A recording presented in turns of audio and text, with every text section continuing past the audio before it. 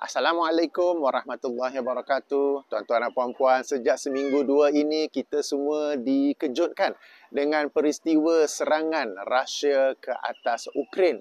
Sebuah negara yang kecil, sementara Rusia pula sebuah negara yang besar dan juga sebuah negara yang memiliki kelengkapan tentera yang canggih lagi besar. Ya.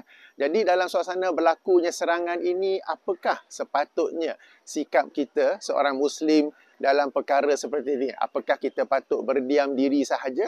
Apakah kita patut berkata itu urusan jauh di sana, tak ada kaitan dengan kita?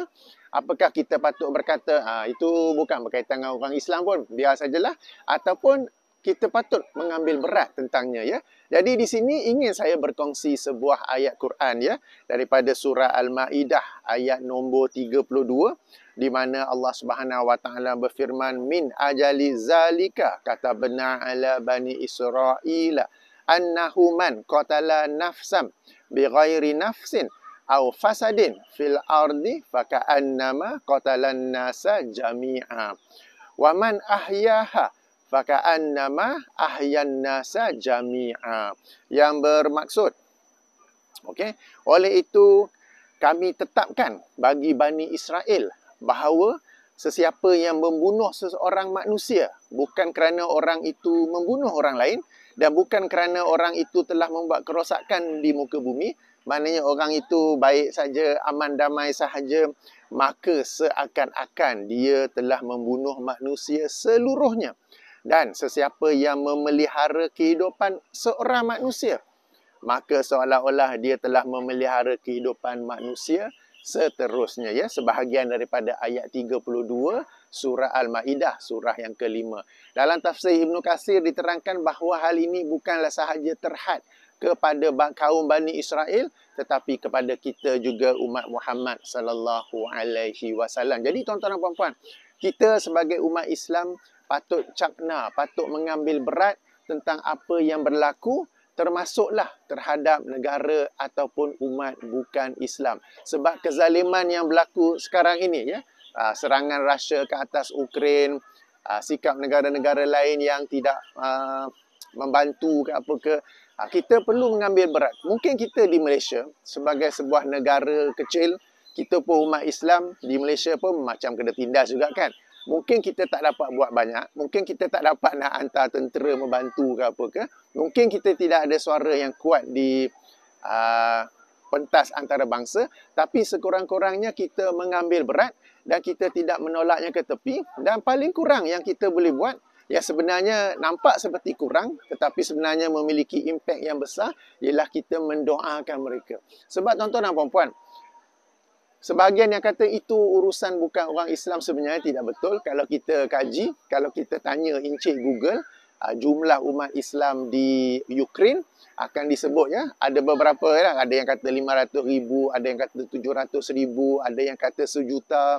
Meskipun jumlah yang paling kurang, yakni 500,000, ia tetap satu jumlah yang banyak, ya. Ada umat Islam kita yang berada di Ukraine yang juga menjadi mangsa peperangan, yang kita tak tahu kemudian apa akan jadikan, macam pelarian ke, kehidupan menjadi susah. Sebab peperangan macam mana pun memang yang akan menanggung, yang sebenarnya menjadi mangsa ialah rakyat dan bukannya orang-orang dalam suasana politik di sana. Jadi tuan-tuan dan puan-puan, paling kurang kita boleh lakukan ialah kita mendoakan baik yang Muslim ataupun yang bukan Muslim di sana. Dan apabila kita mendoakan orang yang tidak tahu kita sedang mendoanya, maknanya kita mendoa di belakang mereka, ada satu kelebihan, ya. Saya merujuk di sini dalam sebuah hadis riwayat Imam Muslim, hadis nombor 4912. Jika dalam penomboran syarah Sahih Muslim, hadis nombor 2732, Rasulullah sallallahu alaihi wasallam bersabda, "Ma min abdin muslimin yad'u li akhihi bi zahril ghaibi illa qalal malaku walaka bi mislin."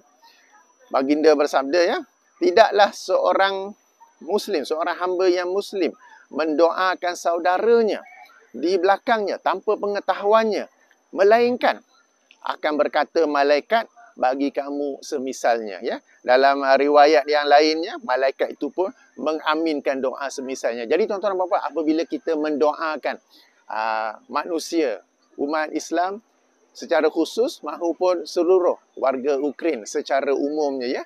Kita mendoakan keselamatan mereka, kita doakan negara mereka kembali aman, apa-apa sengketa politik, NATO apa semua tu dapat diselesaikan dengan perbincangan, bukan dengan peperangan. Kita mendoakan semua itu, malaikat pun akan mengaminkan doa yang semisalnya untuk kita. Moga-moga, kita tak tahu, kita sedang mendoakan untuk rakyat Ukraine. Kita sedang mendoakan untuk rakyat Ukraine, baik yang Muslim ataupun non-Muslim. Tetapi dalam doa kita tu, kita tidak tahu bahawa malaikat pun mengaminkannya supaya kita di Malaysia ni, pun tetap selamat, tetap aman dan tidak ada peperangan, tidak ada penindasan dan sebagainya ya. Jadi tuan-tuan dan puan-puan, paling kurang yang kita boleh buat. Tapi nak kata kurang taklah betul, sebab doa ni sebenarnya sesuatu yang power.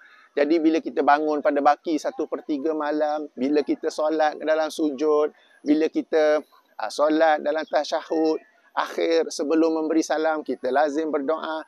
Ayuh kita sertakan juga doa untuk warga Ukraine. Dan kalau ada yang tertanya-tanya, boleh tak doa dalam bahasa selain bahasa Arab ketika dalam solat?